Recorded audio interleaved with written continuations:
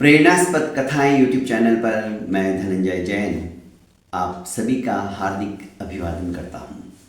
छोटी सी कहानी डीजे की जुबानी। दोस्तों, इंसान को कभी भी खाली नहीं बैठना चाहिए। जो अपना समय व्यर्थ के अंदर गंवा देता है ना, जिसे अपने समय की कीमत नहीं है, समय भी उसकी कभी कीमत नहीं करता। रवि नाम का एक लड़का हमेशा काम से जी चुराता था और अपना समय बर्बाद करता था।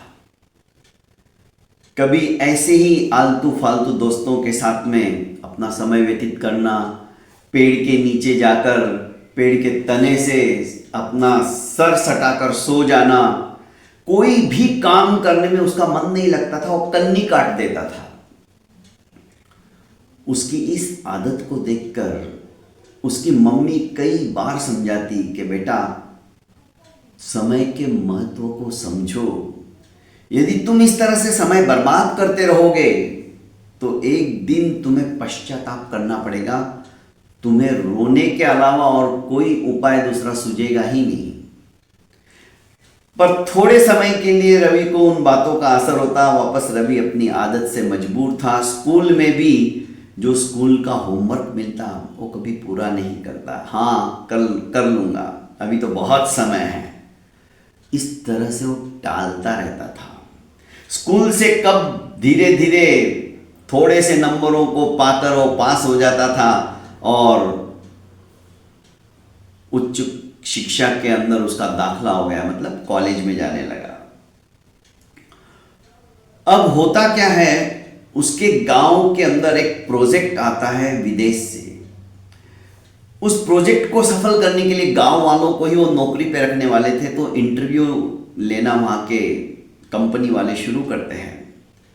रवि के जो दोस्त थे, जो हमेशा पढ़ाई में अपना ध्यान लगाए रखते थे, अपना समय व्यतीत नहीं करते थे व्यर्थ की बातों के अंदर, ऐसे दोस्त तो इंटरव्यू में सफल हो गए। रवि भी गया, पर रवि को जब पूछा गया तो रवि एक भी सवाल का जवाब अच्छी तरह से दे नहीं पाया। फलस्वरूप उसे नौकरी नहीं मिली। रवि अब समझने लगा कि ये तो बहुत गड़बड़ हो गई, अब क्या किया जाए। मैंने तो सचमुच में किसी का भी कहना नहीं माना और व्यर्थ के अंदर अपना समय व्यतीत करता रहा। अब चाहकर भी वो समय वापस नहीं आ सकता। इसी बीच रवि के गांव के अंदर एक महात्मा आए जो कि मोटिवेशनल स्पीकर थे। उन्होंने समय का मूल्य क्या है इस बात के ऊपर मार्मिक प्रवचन दिया। रवि को उनकी बातें बहुत अच्छी लगी।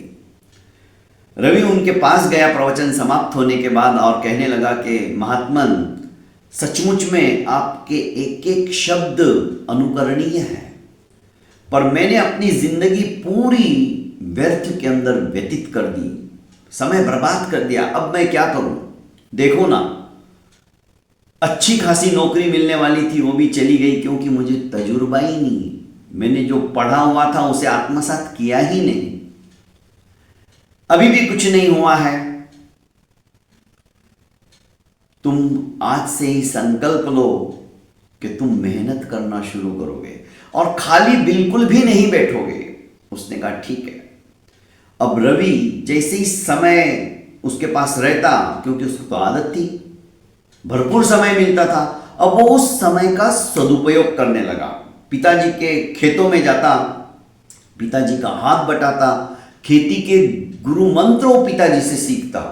खेती में फसल कैसे ज्यादा से ज्यादा प्राप्त हो सकती है, इस बारे में वो ध्यान से सुनता और उसको अमली रूप देने की कोशिश करता। इस बीच रवि अपनी मां को कहने लगा कि मां, तुम चिंता मत करो, जो बीत गया सो बीत गया। अब एक एक पल मेरे लिए बहुत कीमती है, मैं इसे साकार करके रहूंगा। इसी बीच एक विदेशी कंपनी अत्याधुनिक टेक्निक के द्वारा खेती को किस तरह से सरसब्ज किया जाए, खेती का उत्पादन बढ़ाया जाए, इस विषय के ऊपर उन्होंने अपनी एक प्रयोगशाला, कार्यशाला वहां पर आयोजित की। रवि वहां पर पहुंच गया। खेती के प्रति अभी इसकी दिलचस्पी बढ़ तो गई थी। इसने ध्यान से उस सेमिनार को अटेंड कर वो मशीनरी विदेश से जो जो उसने देखी, सुनी, प्रोजेक्टर के ऊपर समझी, मंगा ली। अब इसकी जो 17 एकड़ खेती थी इसके पापा की, उस खेती को तो इसने मानो अन्न का भंडार भरने वाली खेती बना डाली।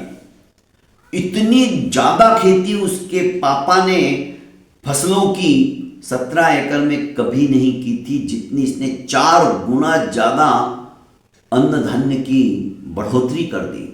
सभी खुश हो गए। अब गांव के सभी लोग रवि को अपना आदर्श मानने लगे। थोड़े दिनों के पश्चात वही महात्मा जो मोटिवेशनल स्पीकर थे रवि के गांव में वापस आते हैं। रवि भागा भागा उनके पास जाता है और कहता है कि महात्मन, आपसे मैंने जो वचन दिया था और आपसे जो मैंने गुरु मंत्र सीखे थे, कभी खाली मत बैठना। मैं सचमुच में, मेरा जीवन ही बदल गया, मेरी सोच ही बदल गई। और सोच बदलने के कारण से मेरी जो आलस्य की आदतें थी, वो आलस्य की आदतें, प्रमाद की आदतें हमेशा हमेशा के लिए मैंने छोड़ दी। अत्याधुनिक मशीनरी और यंत्रों के द्वारा मेरी खेती आज लहलहाने लगी है। सचमुच में दोस्तों, जो व्यक्ति कभी भी आलस में अपना समय बर्बाद नहीं करता, वही व्यक्ति सफल होता है। बहुत बहुत धन्यवाद दोस्तों। प्रेरणास्पद कथा यूट्यूब चैनल को लाइक कीजिए, सब्सक्राइब कीजिए और ज़्यादा से ज़्यादा अपनों को शेयर कीजिए। प्रणाम।